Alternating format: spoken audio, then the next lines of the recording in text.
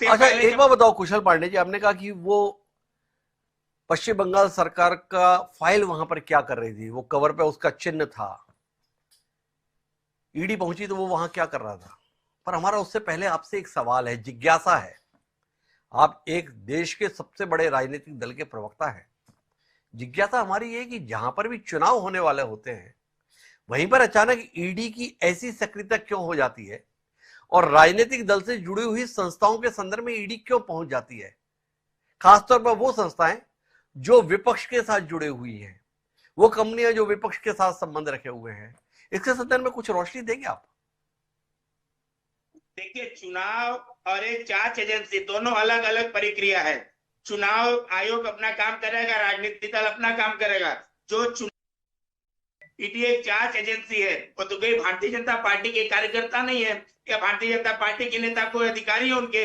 ED अपना काम कर रही है, भाजपा के कार्यकर्ता अपना काम कर रहे हैं। तो ईडी के काम में आगे दखल अंदाजी मुख्यमंत्री क्यों करने गई? अच्छा, बार एक बात बार बताओ कुशल जी, ये जब पश्चिम बंगाल की पुलिस कुछ करती है तो आप बताते हो कि ये ममता बनर्जी की पुलिस ऐसा कर रही है, ममता बनर्जी के अधिकारी ऐसा कर रहे हैं, ममता बनर्जी के तंत्र ऐसे कर रहा है।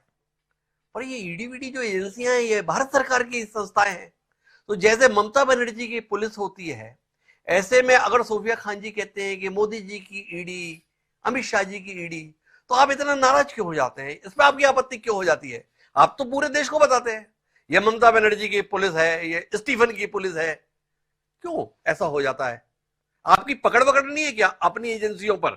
ममता बनर्जी की जैसी पकड़ रहती है, या विपक्षी सरकारें अपने यहां के तंत्र पर जैसी पकड़ रखती है, ये भाजपा के नेता अपनी तंत्र पर वैसी पकड़ वकड़ नहीं रखते, इसलिए आप इनकार करते हैं नहीं नहीं ये हमारे कंट्रोल में नहीं है। देखिए, ईडी जो है वो वित्त मंत्रालय के अंदर में आता है। ये लोग जो बार बार कहते हैं कि अमित शाह का ईडी, अमित शाह का ईडी, अमित शाह का ईडी, तो इन्हें मालूम होना चाहिए कि ईडी जो है वित्त मंत्रालय के अंदर में आता है, अमित शाह के मंत्रालय के अंदर में नहीं आता है। इनके नेता, इनके कार्यकर्ता, देखिए, चोर के दाढ़ी में तिनका।